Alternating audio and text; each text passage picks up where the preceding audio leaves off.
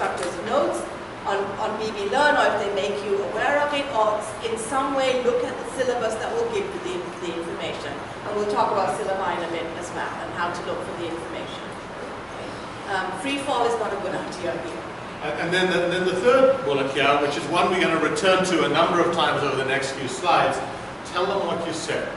One of the things that we really find makes for a very effective class is to ensure that you allow enough time at the end of class to review. We're not talking of a detailed half-an-hour review here. Okay, we're talking of 2-3 minutes where you hit the high points, where you take some time to say, this is what we tried to accomplish in the class, and this is what we want you to do with it going forward, leading towards the homework for the next class, for example, or whatever it might be. Okay? So that preview and review is absolutely critical. And again, for yourselves, this is not a bad way to construct your presentations for when you have to present your own research. This is how I was taught to present my research in graduate school. But you want to sort of tell people, this is what I'm going to talk about today. Then you give them the bulk of your data and your research analysis, and then you sum it up by telling them, here's what I told you, and this is what the big take-home message is. Because people in your field will love the little details. People who are maybe a step or two removed from your field will love the introduction and love the ending that you bang, bang, this is what this says, kind of thing. Sort of helps to organize your mind as a researcher as well. And then the next thing is to decide how you want to break up class time. You've got 50 minutes, you've got 80 minutes. How are you going to structure that time? There are a host of different kinds of things you can do. We've just got a few things over here that you can think about doing. But it's important to take the time. When we were planning for this workshop this morning, we spent some time thinking about, well, how do we want to structure it? As I already said, you don't want to listen to me talk for 3 hours. That's kind of crazy. So we had to think about, well, how do we want to divide up the time? How do we want to structure it? We have this number, you think of each of these slides as a unit, so we want to accomplish certain things. So how are we going to break up each of those slides, each of those units, so that we have some things that come from us and other things that come from you? Okay. If you think about the average attention span of anybody, how long do you think it is? In a stretch, how long do you think you can keep anybody, that something will keep your attention? I'm not talking movies. Those are created to keep your attention for a while. But normally, people, performances, how long? If you're sitting there and we're standing here, do you think your attention is going to be on us? Yes? Come on, yes. Is this somewhere between like 10 to 20 minutes or so? Like you get the 10 to the... And if there's an hour lecture, people are going to remember what you say in the first 10 to 20 minutes and what you say in the last 10 to 20 minutes. And so everything in the middle kind of gets lost and you don't break it up into things. Okay. Yep. Right. And that's what it says. That I think it's more 10 than 15. So you have a really short, right? And then you have to sort of recharge our neural system. Okay. Unfortunately, our nervous system was not made for listening to 90 minutes or 120 minutes with perfect attention. So you have to recharge everybody's attention probably on the order of every 10 minutes. So that's a challenge, right? Even for a 50 minutes class, that means you recharge 4 to 5 times. You have to recharge 4 to 5 times to be very effective.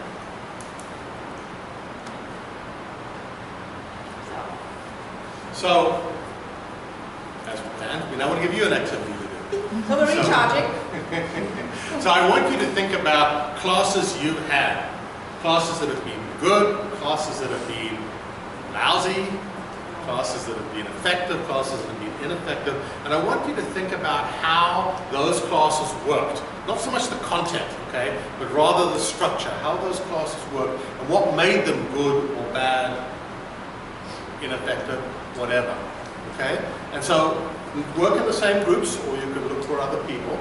What I want each group to do, by the way, is to appoint somebody in the group as a leader who will then report back to us, and another person in the group is a recorder who can jot down the ideas that you come up with, that you brainstorm about right now.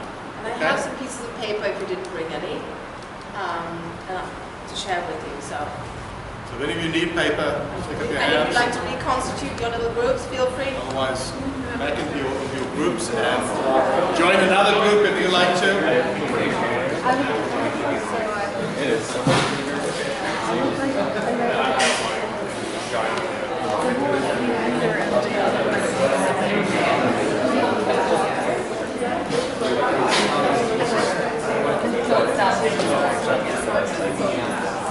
I'm gonna write it.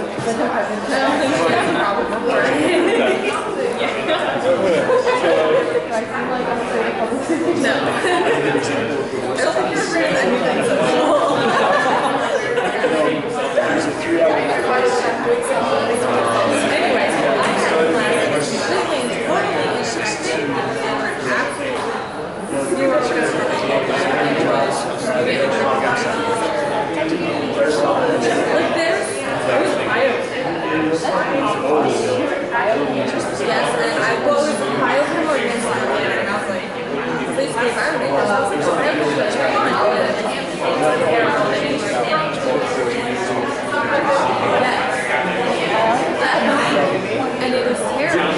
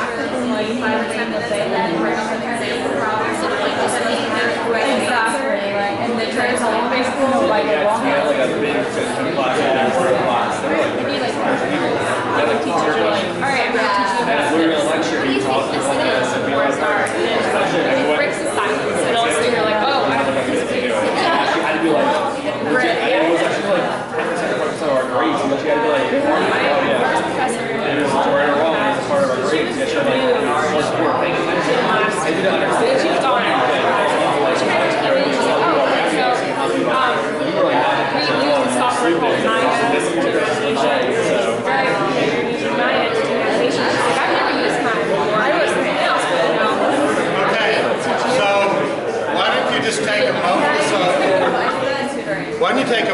also now, because you've got somebody who's been recording, take a moment or so just to go through the notes that person's been recording and have the leader decide what he or she wants to focus on. So take 2 or 3 minutes to do that, and then we'll have the leaders report out on what we discussed, okay?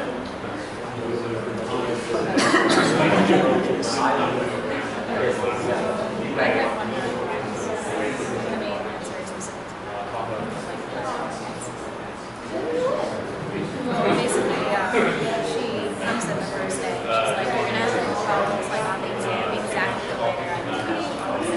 If you do it any differently, I'm not gonna know where you got your answer from. And I had no wiggle room. She really did not want to grade our exams.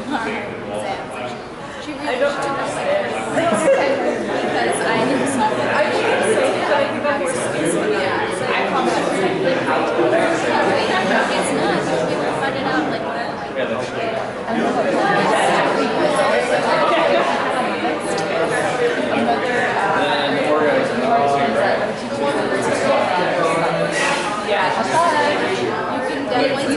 when you well, I'm taking notes. Is this what I was just going to John teaching classes? I think that's not like you get everyone more marks, so you only put your left is hurt. I don't like asking to do that. I'll just have to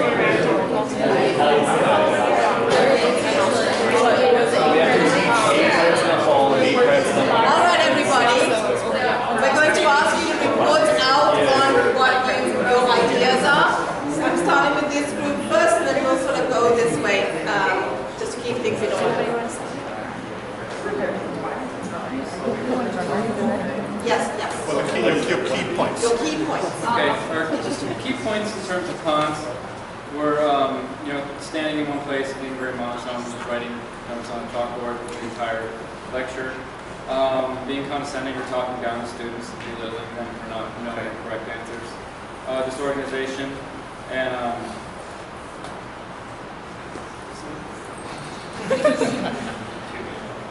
yeah, too much talking, like coincides with the first point. Too much talking, okay. The pros are, telling personal stories and then engage the students into a lesson, sort of dovetailing into each other and having a flow to what you're talking about. Collaboration and group work with the students. And being passionate about the subject, but not to the point where you can't have fun with it. Not taking it so extremely seriously that your intensity kind of becomes overbearing. Very good, very good. You've got to watch the personal stories part of it though.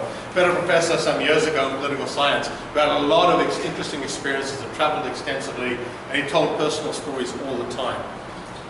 Yeah, as a student, think about it in class, and that's all you're getting are personal stories. Yes, they relate to the area of the world that the course is covering, but didn't really provide a lot of good education. So personal stories can be good, but when they're limited. One of the things, so quick aside, guess where Dr. Friedlander is from and where I'm from?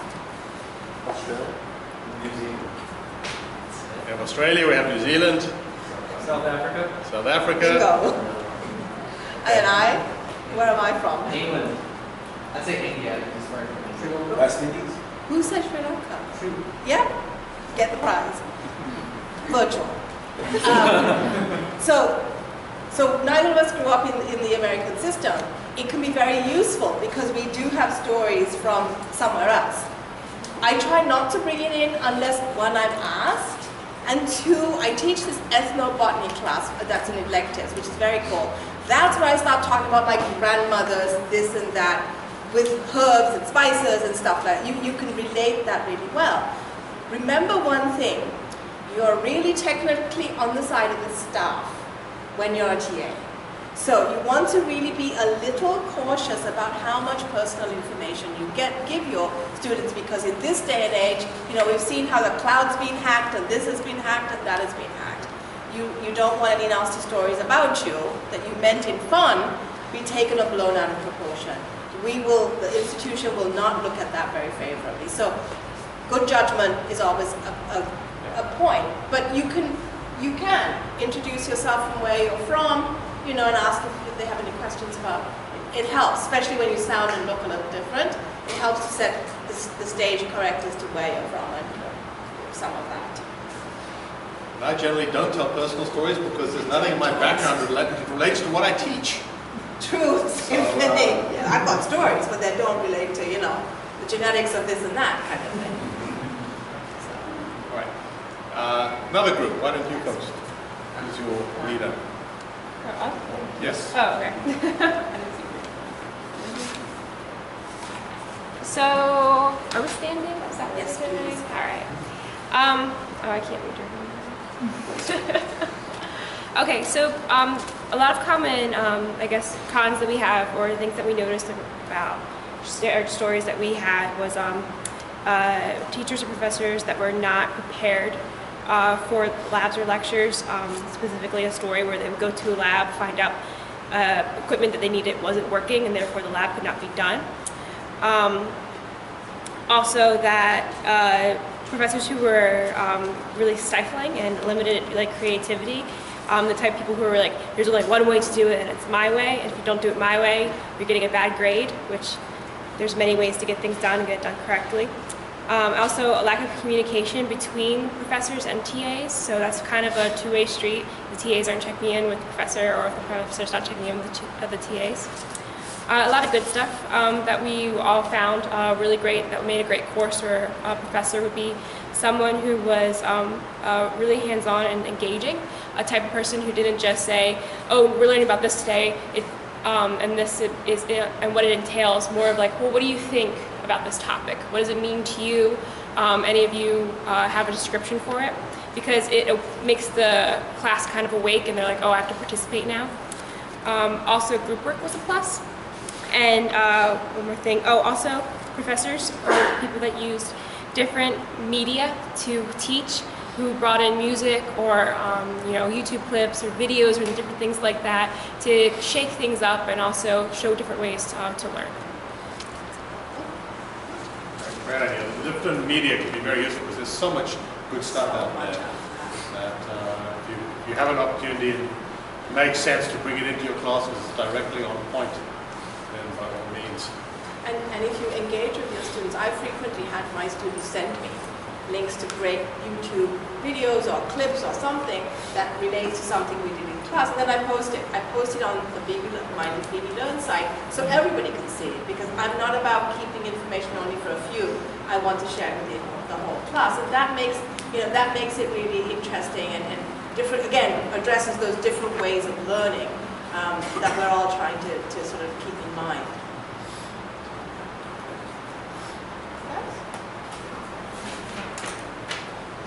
So I guess this applies more in the science classes, but TAs who ran recitations where they were only doing group work, often students only get to learn the material from each other and then often get wrong information because the TA refuses to go over the material and answer the questions.